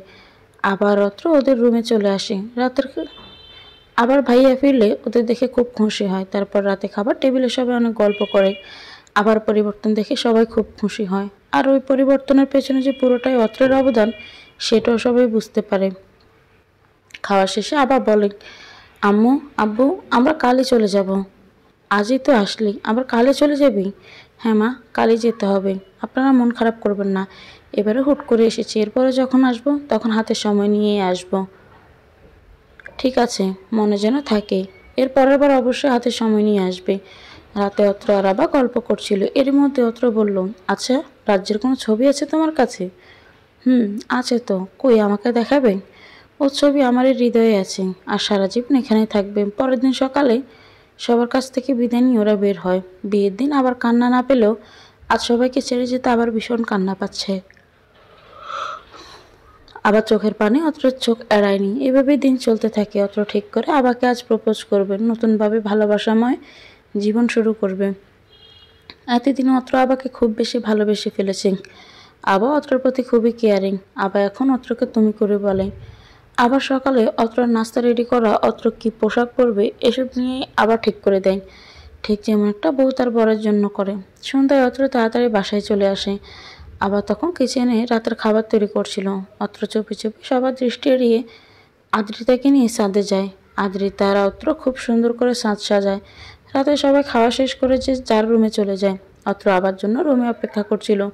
কিছুক্ষণ পর আবার রুমে আসতে অত্র বলে, চোখ বন্ধ করো। কেন? করোই না। কিন্তু কেন? বুঝেছি, যা করার আমাকেই করতে হবে বলে একটা রুমাল দিয়ে অত্র আবার চোখ বেঁধে দিল। তারপর আবাকে পাঁজা কোলে নিয়ে হাঁটা শুরু করলো। আরে কি করছো? কোথায় নিয়ে যাচ্ছ আমাকে? চুপ, একটু পরেই নিজেই দেখতে পাবে, তাই কথা না বলে চুপ করে থাকো। ছাদে যেয়ে আবাকে কোল থেকে নামিয়ে আবার চোখ থেকে বাঁধন খুলে দিল। আবার তো চোখ মেরে তাকাতেই পুরো অবাক হয়ে গেল। পুরো ছাদটা ছোট লাল নীল মরিচ লাইট দিয়ে খুব সুন্দর করে সাজানো, সাথে আছে আবার পছন্দের গোলাপ ফুল। অত্র খুব সুন্দর করে ছাদটি সাজিয়েছে, কিন্তু আবার বুঝতেই পারছে না এভাবে ছাদ সাজানোর মানে কি। আবার জিজ্ঞাসা দৃষ্টিতে অত্রর দিকে তাকাতে অত্র হাঁটু গেড়ে একগুচ্ছ লাল গোলাপ আবার সামনে ধরে বলতে শুরু করলো, জীবনে কিছু ভালোবাসা আসে, আবার চলেও যায়, মাঝখানে কিছু স্মৃতি রেখে যায়। আবার কিছু ভালোবাসা আসে যেটা শুরু হওয়ার আগেই শেষ হয়ে যায়। আর কিছু ভালোবাসা আছে যেটা সারা জীবন থেকে যায়, একে অপরের সঙ্গী হয়ে, যাকে বলে শেষ ভালোবাসা। তুমি কি হবে আমার শেষ ভালোবাসা? যে ভালোবাসার পরে জীবন আর কোনো ভালোবাসার দরকার হবে না। আকাশের ওই চাঁদটাকে দেখো, যেটা মাঝে মাঝে মেঘের আড়ালে অভিমানে মুখ লুকোয়, কিন্তু আবার ফিরে এসে পুরো আকাশটাকে আলোকিত করে দেয়। তেমনি তুমি আমার মনের আকাশে চাঁদ হয়ে আমার সাথে ভালোবাসার মান অভিমানের খেলা খেলবে, ওই চাঁদের মতো অভিমান করে আমার বুকে মুখ লুকাবে। হবে কি আমার মন আকাশের শেষ ভালোবাসার চাঁদ? আলোকিত করবে কি আমার অন্ধকার মনের আকাশ? কথাগুলো বলে অত্র উত্তরের আশায় আবার দিকে তাকিয়ে থাকে। তারপর আবার বলে, অত্র, মজা করার একটা লিমিট থাকে। তুমি কি পাগল হয়েছ? আমার মজা করছি না আবা, আমি সত্যিই তোমাকে ভালোবেসে ফেলেছি। সব কিছু জানার পরে তুমি এসব বলছো কি করে? আমার তো এটা মজা বা পাগলামি ছাড়া আর কিছুই মনে হচ্ছে না। তুমি খুব ভালো করেই জানো আমি রাজ্যকে ভালোবাসি। আমি কখনো ওর জায়গায় অন্য কাউকে দিতে পারবো না। আর আমার ভালোবাসাকে ভুলে গিয়ে আমি তোমাকে ভালোবাসবো এটা তুমি ভাবলে কি করে? আমি তোমাকে সবচেয়ে বেশি প্রিয় বন্ধুর জায়গা দিয়েছি, ভেবেছিলাম তুমি হয়তো আমাকে বুঝো, কিন্তু এখন আমার ভাবনাটা পুরো পাল্টে গেল। তুমি স্বার্থপরের মতো শুধু নিজের কথাটাই ভাবলে, একবার আমার কথাটা চিন্তা করলে না যে আমার মনের উপর কতটা প্রেশার পড়বে। এতদিন ভাবতাম দুনিয়ায় একজন হলেও আছে যে আমাকে বুঝে, কিন্তু আজ থেকে ভাববো আমাকে বোঝার মতো দুনিয়াতে কেউ নেই।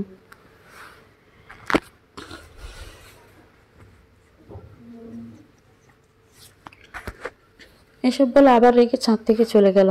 আবার শোনো, অত্র আবার পিছে পিছে ওদের রুমে গেল। আবা, আমি জানি তুমি রাজ্যকে ভালোবাসো, আর আমি কখনো জায়গা চাই না। ও তোমার প্রথম ভালোবাসা ছিল, যেমনটা আমি আফরাকে ভালোবেসেছিলাম। কিন্তু দেখো, আমিও পেয়েছি শেষবারের মতো তোমাকে ভালোবাসতে। আরফা আমার প্রথম ভালোবাসা ছিল, কিন্তু তুমি আমার শেষ ভালোবাসা। তুমি আমার ভালো থাকার শেষ অবলম্বন। তোমাকে খুব ভালোবেসে ফেলেছি আবা। তোমাকে ছেড়ে বেঁচে থাকা অসম্ভব। রাজ্য হয়তো তোমাকে এমন দুঃখে থাকতে দেখি কষ্ট পাচ্ছে। প্লিজ আবা, বোঝার চেষ্টা করো। আমরা কি পারি না সুন্দর একটা সংসার সাজাতে? অত্র আবার হাত ধরে কথাগুলো বলল। তুমি কেন বুঝছো না অত্র? আমার পক্ষে রাজ্য ছাড়া অন্য কাউকে ভালোবাসা সম্ভব না। তুমি তো আমার সবচেয়ে ভালো বন্ধু, তুমি কেন এমন করছো অত্র? তুমি বলে দাও, একটু আগে যা বলেছো সব মিথ্যে, সব সত্যি আবা। আমি তোমাকে সত্যিই খুব ভালোবাসি। আমি চাই আমাদের সম্পর্কটা আগে বাড়ুক। এটা বলে অত্র আবাকে জড়িয়ে ধরলো। আমার এই স্পন্দন শোনা, শোনো আবা, শুধু একটা ধ্বনিতেই শুনতে পাবে, ভালোবাসি আবা। অত্রর এমন কাণ্ড দেখে আবার রাগ চরম পর্যায়ে পৌঁছালো। অত্রকে ধাক্কা দিয়ে ঠাস করে একটা চড় দিয়ে বসলো আবা। তোমাকে আমি বিশ্বাস করেছিলাম অত্র, আর তুমি কিনা নিজের আসল রূপ দেখিয়ে দিলে। আমরা কি ভালো বন্ধু হয়ে সারাটা জীবন কাটাতে পারতাম না অত্র? আর তুমি ভালোবাসা বলতে কি বোঝাতে চাইছো, ফিজিক্যাল রিলেশনকে? কি বলছো কি এসব? চুপ করো প্লিজ, আমার পবিত্র ভালোবাসাকে ভেবে ছোট করো না আবা।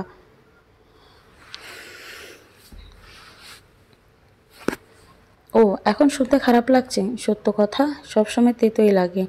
আগেই বলতে পারতে যে তোমার বন্ধুত্ব না বরং শরীর চাই। আবার তোমার কি মাথা খারাপ হয়ে গেছে? কিসব বলছো? প্লিজ চুপ করো। কেন চুপ করবো? আজ তোমার মুখোশ খুলে গেছে। আমিও তোমাকে বিশ্বাস করি না, তুমি একটা লম্পট, চরিত্রহীন। অথচ চুপচাপ শান্ত দৃষ্টিতে আবার দিকে তাকিয়ে আছে। আবার রাগে দুঃখে সারা শরীর কাঁপছে। ওকে, আজ থেকে তোমার সাথে বন্ধুত্বের সম্পর্ক আমি শেষ করে দিলাম। আমি তোমাকে ঘৃণা।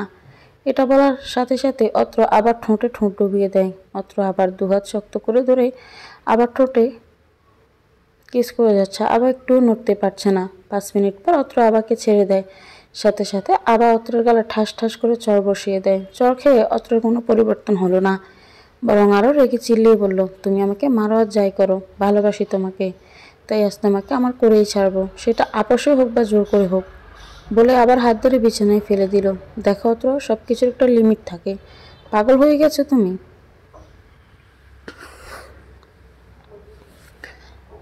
আমাকে যেতে দাও, আমি আদ্রিতার কাছে যাব। তোমার মাথা ঠিক নেই, রাগে তুমি জ্ঞানশূন্য হয়ে গেছো। হ্যাঁ, আমি পাগল হয়ে গেছি। যে কোনো মূল্যে আমার তোমাকে চাই। এখনও সময় আছে, আবার তুমি আমার ভালোবাসা অ্যাকসেপ্ট করো। আমাকে আই লাভ ইউ বলো, না হলে জোর করে স্বামীর অধিকার বুঝে নিব। দেখো অত্র, জোর করে কখনো ভালোবাসা হয় না। ভালোবাসা আসে মন থেকে, আর সেই ভালোবাসা আমার রাজ্যের জন্য ফিল হয়। যদি বলো বন্ধুত্ব হিসেবে ভালোবাসার কথা, তবে বলবো হ্যাঁ, অত্র বন্ধু হিসেবে আমি তোমাকে খুব ভালোবাসি। আবার তুমি আমাকে হাসালে। তুমি জানো না, একটা ছেলে আর একটা মেয়ে কখনো বন্ধু হতে পারে না। আর তুমি আমার বিয়ে করাবো, তাই তুমি মানো বা নাই মানো, আমি তোমার স্বামী। আর স্বামী হিসেবে তোমার উপর আমার সব রকমের অধিকার আছে। আমি আমার স্বামীর অধিকার চাই। আজই আজই বলে অত্র আবাকে বিছানার সাথে চেপে ধরেন। আবার বুকের উপর থেকে একটা ওড়না সরিয়ে ফেলেন। অত্র, আমি তোমাকে কখনো ক্ষমা করব না, ছাড়ো আমাকে, ভালো হচ্ছে না কিন্তু। বলে অত্রকে ধাক্কা দিতে থাকলো, কিন্তু অত্র আবার উপর থেকে এক চুলও নড়ল না। আবার খুব কান্না পাচ্ছে। তারপর আবার মা বাঁচাও বলে জোরে একটা চিৎকার দিতে অত্র আবার ঠোঁটে ঠোঁট ডুবিয়ে দেয়। আবার শত বাধা দেওয়া সত্ত্বেও অত্র আবার কোনো কথা শুনল না। শেষমেশ স্বামিত্বের অধিকার ফলিয়েই ফেলল।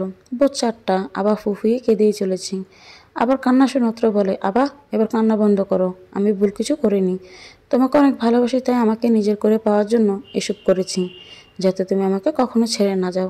আজ আমাদের স্বামী স্ত্রীর সম্পর্কর পূর্ণতা পেয়েছে। এবার আমার বুকে এসো আর ঘুমিয়ে পড়ো। এটা বলে অত্র আবাকে হাত ধরে টান দেয়। খবরদার বলছি, ছুবি না আমাকে। আর কিসের স্বামী স্ত্রীর সম্পর্ক কথা বলছিস? যেখানে স্ত্রীর অনুমতি ছাড়া তাকে টাচ করা নিষেধ, সেখানে তুই? ছি অত্র, তোর মুখ দেখতে আমার ঘেন্না হচ্ছে। একজন দর্শক, আর তোমার মধ্যে কোনো তফাৎ নেই।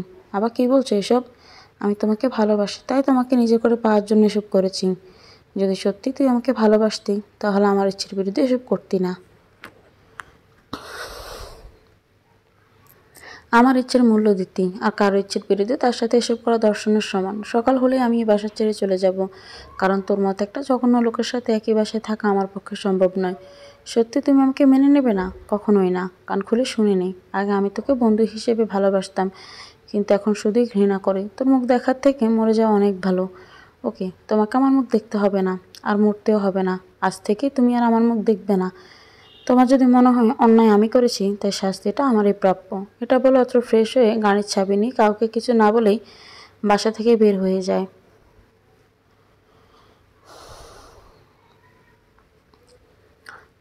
অত্র চলে যাওয়ার কিছুক্ষণ পর আবার উঠে ওয়াশরুমে চলে যায়। তারপর শাওয়ার ছেড়ে নিচে বসে কান্না করতে করতে ভাবতে থাকে, কেন বারবার তার সাথে এমন হয়। প্রথমে যাকে ভালোবাসলো, সে তাকে বলবো যে দুনিয়া ছেড়ে চলে গেল। আর যাকে সবচেয়ে কাছের বন্ধু ভেবে নতুন করে বাঁচতে চাইলো, সে তার সাথে এরকম একটা কাজ করলো। তার বিশ্বাস ভরসা সব ভেঙে দিল। কিছুক্ষণ এভাবে থাকার পর আবার চেঞ্জ হয়ে ওয়াশরুম থেকে বের হয়ে ব্যালকনিতে গিয়ে দাঁড়ায়, কিন্তু কোথাও সে শান্তি পাচ্ছে না।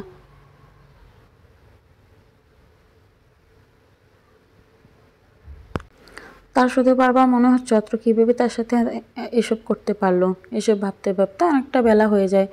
এত বেলা হয়ে গেছে তবু অত্র আর আবার নিচে নামছে না দেখে অত্রের মা ওদের ডাকতে উপরে আসে।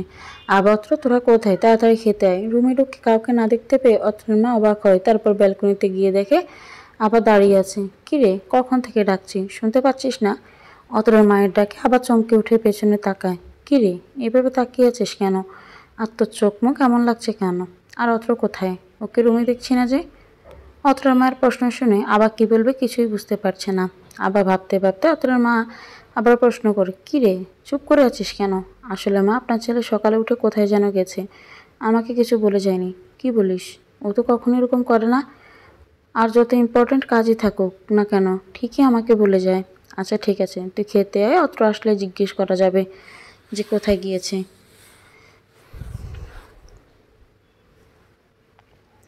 এটা বলে অত্রার মা নিচে চলে যায়। খাবার টেবিলে বসে আবার গলা দিয়ে খাবারই নামছে না, তবুও কোনো মতে অল্প একটু খেয়ে উঠে চলে আসে। আবার কিছুতেই নিজের মনকে শান্ত করতে পারছে না অত্র কেন ওর সাথে এমন করলো। এদিকে সারাদিন চলে গিয়ে রাত হয়ে যায়, তবু অত্র বাসায় ফিরে না। অত্রার মা এসে আবাকে বলে, মা, অত্র তোকে ফোন করেছিল নাকি? ও তো সারাদিন বাসায় ফিরলো না, কল দিচ্ছি ফোন বন্ধ বলছে। আমার খুব চিন্তা হচ্ছে রে, ওর কোনো সমস্যা হয়নি তো? মায়ের কথা শুনে প্রথমে আমার এটা নিয়ে কোনো মাথা ব্যথা না থাকলেও এখন বেশ চিন্তা হচ্ছে। আমি কোনো রকম মাকে বুঝিয়ে সুঝিয়ে ঘুমোতে পাঠালাম, আর আমি সারা রাত একটু ঘুমোতে পারলাম না। এখন শুধু অত্রের কথা মনে পড়ছে। আসলে তো ও এভাবে নিজের জিদ ধরে রেখে অত্রের জীবন নষ্ট করার কোনো অধিকার নেই আমার। আমি অত্রের বিয়ে করা বউ, আর বিয়ে হলো একটা পবিত্র বন্ধন যেটা আল্লাহ নিজে তৈরি করে দিয়েছেন।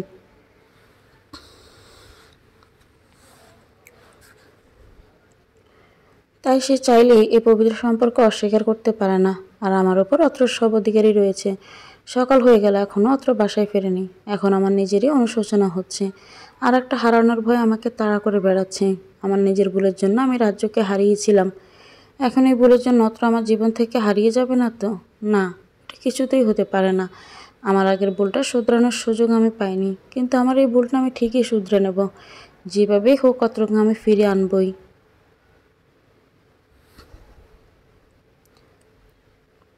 আমার মনের মধ্যে কোথাও একখানে আমি অত্রর জন্য ভালোবাসা অনুভব করতে পারছি। অত্র ঠিকই বলেছিল, সবার জীবনে প্রথম ভালোবাসা অনেকাংশে পূর্ণতা পায় না, কিন্তু শেষ ভালোবাসা সারা জীবন রয়ে যায়। হ্যাঁ, আমিও শেষবারের মতো অত্রকে ভালোবাসতে চাই। এদিকে বাসার সবাই চিন্তিত, সবাই অত্রকে একের পর এক ফোন দিয়ে যাচ্ছে, কিন্তু অত্রের ফোন বন্ধ। অন্যদিকে আবার করোনা অবস্থা আসে, অত্রকে ছাড়া কিচ্ছু ভাবতে পারছে না। বারবার শুধু অত্রের সঙ্গে কাটানো মুহূর্তগুলো মনে পড়ছে, আর সে এটাও বুঝতে পারছেন অত্রকে ছাড়া এক মুহূর্ত তার পক্ষে সম্ভব না। তাই সে কান্না করছে আর বলছে, প্লিজ অত্র, একটা বার আমার কাছে ফিরে এসো। আমি কথা দিচ্ছি আমি তোমার সব কথা রাখবো। এভাবে 3 দিন পার হয়ে যায়, তবুও অত্রের কোনো খোঁজ পাওয়া যাচ্ছে না। হঠাৎ দুপুরের দিকে আবার ফোন একটা আননোন নাম্বার থেকে কল আসে।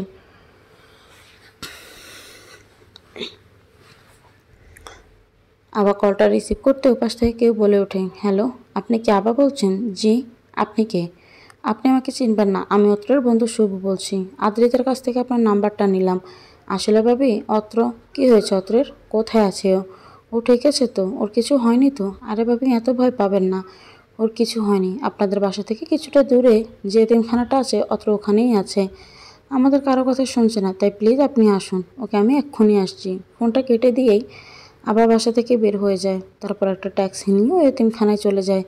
গিয়ে দেখে সেখানে কোনো মিলাদের আয়োজন করা হয়েছে, কিন্তু কিসের মিলাদ সেটা বুঝতে পারছে না। হঠাৎ এতিমখানার একটা গাছের নিচে আবার অত্রকে দেখে ছুটে গিয়ে অত্রের সামনে দাঁড়িয়ে হাঁপাতে থাকে। হঠাৎ কেউ সামনে এসে দাঁড়াতে অত্র মুখ তুলে তাকায়, কিন্তু আবাকে দেখে আবার মুখটা নামিয়ে নেয়। তুমি এখানে? আর বাসার সবাই তোমার জন্য কত টেনশন করছে জানো? আমার মতো একটা চরিত্রহীনের জন্য এত টেনশন করার কী আছে?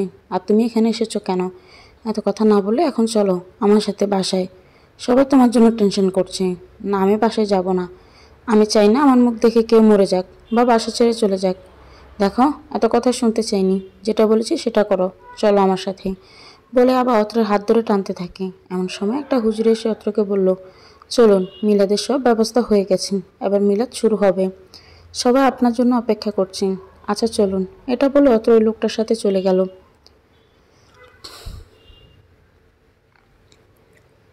আবাও অত্রের পিছে গিয়ে মিলাদে বসা লোকদের থেকে একটু দূরে দাঁড়ালো। মিলাদে বসে হুজুরটা অত্রকে জিজ্ঞাসা করলো, মিলাদটা কার নামে হবে? রাজ্য। দূর থেকে নামটা শুনে আবার চমকে ওঠে আর ভাবে, অত্র রাজ্যের জন্য মিলাদ কেন দিচ্ছে? মিলাদ শেষ হলো, অত্র আবার সেই গাছের কাছে গিয়ে বসে। আবার গিয়ে জিজ্ঞেস করে, তুমি রাজ্যের নামে মিলাদ কেন দিলে? আজ রাজ্যের মৃত্যুবার্ষিকী। কেন, তোমার মনে নেই? তুমি তো আমাকে বলেছিলে। অত্রের উত্তর শুনে আবার থমকে যায়। আজ রাজ্যের মৃত্যুবার্ষিকী, অথচ অত্রের কথা ভেবে ভেবে আমি এটা কীভাবে ভুলে গেলাম? তুমি যাকে ভালোবাসেছিলে এখন সে তোমার অতীত, আর আমি তোমার বর্তমান। আমি চেয়েছিলাম তোমার অতীতের সকল কষ্ট দূর করে তোমার পাশে থেকে তোমায় নিয়ে সুন্দর একটা সংসার সাজিয়ে দিতে। অবশ্য তুমি এসব বুঝবে না, তাই এখান থেকে চলে যাও। আমি তো একা যাবো বলে এখানে আসিনি, তোমাকে সাথে নিয়ে যাওয়ার জন্য এসেছি। মা তোমার জন্য টেনশন করে, অসুস্থ হয়ে গেছে, তাই তাড়াতাড়ি বাসায় চলো। কি, মা অসুস্থ? কেন? কোনো ছেলে যদি এতদিন ফোন বন্ধ করে নিখোঁজ হয়ে থাকে তাহলে তার মা অসুস্থ হবে না? এখন কথা না বলে তাড়াতাড়ি বাসায় চলো, আমি তোমাকে নিতে এসেছি। আমি চাই তুমি এখনই আমার সাথে বাড়ি ফিরে যাবে। আচ্ছা তুমি যাও, আমি আসছি না, এখনই আমার সাথে যেতে হবে। আর তুমি গাড়ির কাছে যাও, আমি চাবি নিয়ে আসছি। আচ্ছা ঠিক আছে। তারপর ওরা ওখান থেকে সোজা বাসায় চলে আসে। অত্র আবার বাসায় ফিরতে অত্রের মা দৌড়ে অত্রের কাছে এসে হাউমাউ করে কান্না শুরু করে দিল। কোথায় গিয়েছিলে বাবা? কাউকে কিছু না বলে? তুই জানিস কত চিন্তায় ছিলাম আমরা। তোর বাবা তো অসুস্থ প্রায়, আবার তো খাওয়া দাওয়া সব ছেড়ে দিয়েছে। মা, এ দেখো আমি ঠিক আছি। সরি মা, আর এমন করবো না। তুমি কান্না থামাও প্লিজ। এই দেখো কান ধরেছি। থাক, অনেক হয়েছে। খেয়েছিস? কেমন শুকিয়ে গেছে আমার ছেলেটা। আবার মা, তোরা টেবিলে গিয়ে বস, আমি তোদের খাবার দিচ্ছি। মা আপনিও বসুন, আমরা সকালে একসাথেই খাই। অনেকদিন পর আজ সবাই একসাথে খাবার খেলাম। আজ মনটা অনেক হালকা লাগছে। অবশেষে ভালোবেসে ফেলেছি অত্রকে, কিন্তু অত্রের কি হলো? সবার সাথে হেসে হেসে কথা বললেও আমার দিকে ফিরেও তাকাচ্ছে না কেন? ওকে একবার রুমে চলো, তারপর দেখছি। সবাই দুপুরে খাওয়া দাওয়া শেষ করে যে যার রুমে চলে আসে। অত্রের রুমে আসতে আবার অত্রের পিছু পিছু রুমে চলে আসে। রুমে ঢুকেই আবার পিছন থেকে অত্রের হাত ধরে সামনে ঘুরিয়ে অত্রের কলার ধরে বলে, সমস্যা কি তোমার? আমাকে ইগনোর কেন করছো? দেখি আবার, ছাড়ো আমাকে, আমি ফ্রেশ হতে যাব। না আগে বলো, আমার উপর রেগে আছো? আবার সেদিনের ভুলের জন্য সরি। আমার তখন এমন করা উচিত হয়নি, একটু বেশি অধিকার দেখিয়ে ফেলেছিলাম। আসলে অধিকার শুধু তার উপরেই দেখানো যায় যাকে সে যায়, যার মনে। যাই হোক, আমার এই ভুলের জন্য আমি, প্লিজ এই বাসা ছেড়ে যেও না, কারণ বাবা মা তোমাকে নিজের মেয়ের মতো মনে করে। তাই তুমি যদি এবার বাসা ছেড়ে চলে যাও তাহলে তারা খুব কষ্ট পাবে। আমি যতই খারাপ হই, আমার বাবা মা কিন্তু খারাপ নয়। তাই অন্তত তাদের কথা ভেবে এখানেই থেকে যাও। আমি কথা দিচ্ছি এখন থেকে আমি আর কখনো তোমায় বিরক্ত করতে আসবো না। কথাগুলো বলেই আবাকে সরিয়ে দিয়ে অত্র ওয়াশরুমে চলে গেল। অত্রের এমন ব্যবহার আবার তো আকাশ থেকে পড়ল। আবার একটা মুচকি হেসে বলল, বুঝেছি, আমার বরটা আমার উপর অভিমান করেছে। ওকে দোষ যখন আমিই করেছি তাহলে অভিমানটা আমিই ভাঙাবো। অত্র ফ্রেশ হয়ে এসে শুয়ে পড়ল। আবার ফ্রেশ হয়ে এসে দেখে অত্র কপালে হাত দিয়ে চোখ বন্ধ করে শুয়ে আছে। এটা দেখে আবার মাথায় একটু দুষ্টু বুদ্ধি খেলে গেল। সে গিয়ে টুপ করে অত্রর বুকের উপর শুয়ে পড়ল। এ কী করছো? আমি অত্র, তোমার বিছানায় না, সরো আমার উপর থেকে। কেন, সেদিন তো বলেছিলে। আবার এখন আমার বুকে এসে শুয়ে ঘুমিয়ে পড়ো। সেদিনের ভুলের জন্য তো আপনার কাছে হাজারবার ক্ষমা চেয়েছি, এখন কি আপনার পা ধরে ক্ষমা চাইতে হবে? পা ধরে ক্ষমা চাইতে হবে না, আপাতত একটু আদর করে দিলেই চলবে। কি অত্র? আবার আবার দিকে তাকিয়ে আছে। আর আবার ইফাকে অত্র ঠোঁট একটা চুমু দিয়ে দৌড়ে আদ্রিতের রুমে চলে গেল। এদিকে অত্রের মাথায় কিছুই ঢুকছে না। সে শুধু ভাবছে, আবার হলোটা কি?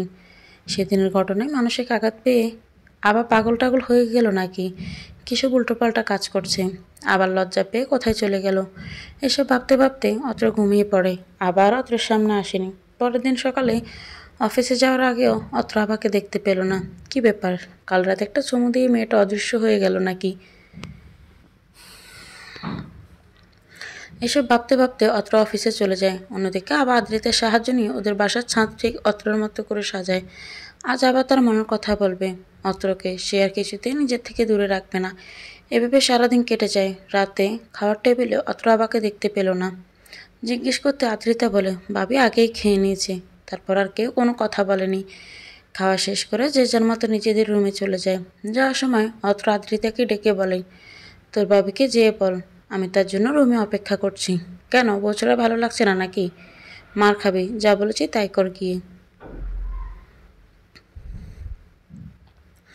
অত্র আবার জন্য অপেক্ষা করছে, কিন্তু তার আসার কোনো নামগন্ধ নেই। একটু পর আদ্রিতা দৌড়ে এসে বলে, ভাইয়া বাবির কী যেন হয়েছে, তুই তাড়াতাড়ি চল। কি কি বলছিস? তুই আবার কোথায়? ভাইয়া ভাবে ছাদে আছে। আর 1 মিনিটও না দাঁড়িয়ে অত্র ছাদে ছুটে যায়। ছাদে গিয়ে আবাকে দেখে তো অত্র হা হয়ে যায়। এ কাকে দেখছে সে? লাল টুকটুকে শাড়ি পরে, ঠোঁটে লাল লিপস্টিক, চোখে হালকা কাজল, খোলা চুলে আবাকে একদম পরীর মতো লাগছে। চারিদিকে তাকিয়ে দেখলো সেদিনের মতো খুব সুন্দর করে ছাদটা সাজানো। অত্রের সামনে এসে আবার বলে, ভালোবাসি অত্র, হ্যাঁ সত্যি ভালোবাসি তোমাকে। তোমাকে ছাড়া এক মুহূর্ত বাঁচতে পারবো না। তুমি সেদিন আমার থেকে দূরে না গেলে হয়তো কখনোই আমি এটা বুঝতে পারতাম না। বন্ধুত্বের মধ্যে দিয়ে কখন যে তোমাকে ভালোবেসে ফেলেছি বুঝতেই পারিনি। অত্র আমিও চাঁদটার মতো হাজার অভিমানে তোমার বুকে মুখ লুকোতে চাই। তোমার অন্ধকার মনের আকাশটা আলোকিত করতে চাই। দেবে কি আমাকে সেই সুযোগ? হবে কি আমার শেষ ভালোবাসা? এবার অত্র আর আবার উপর অভিমান করে থাকতে পারলো না। একটানে আবাকে নিজের বুকে টেনে নিয়ে খুব শক্ত করে জড়িয়ে ধরে বলল, সেই সুযোগ তো তোমাকে কবেই দিয়ে দিয়েছি। কবেই তো শেষ ভালোবাসা হিসেবে মেনে নিয়েছি আমার পরিটাকে। কিন্তু আজ আমাদের বৈবাহিক সম্পর্কটা পূর্ণতা পেল। শুধু এই জন্মে নয়, এরপরের যদি শত জন্ম থাকে তবে সেখানেও তুমি আমারই শেষ ভালোবাসা। এটা বলে অত্র আবাকে পাজা করে করে নিয়ে নিজের রুমের দিকে পা বাড়ালো। আবার লজ্জা মাথা মুখে অত্রর দিকে তাকিয়ে আছে। তো আজ তাহলে আমাদের দ্বিতীয় বাসরটা করেই ফেলি, কি বলো? আবার দিকে তাকিয়ে চোখ মেরে মুচকি হাসি দিয়ে, তবে একটা সমস্যা আছে। কি সমস্যা? রুমে গিয়ে আগে ফুলদানিটা সরিয়ে রাখতে হবে। কেন? কারণ তোমার ওই নরম হাতের চট থাপ্পড় সহ্য করতে পারবো, কিন্তু ফুলদানির বাড়ি সহ্য করা ইম্পসিবল। কি বললে তুমি? এটা বলে আবার অত্রের বুকে কয়টা কিল ঘুষে দিয়ে আবার অত্রের বুকে লজ্জায় মুখ লুকোলো। আর এভাবেই শত মান অভিমানের পরে পূর্ণতা পেল তাদের শেষ ভালোবাসা।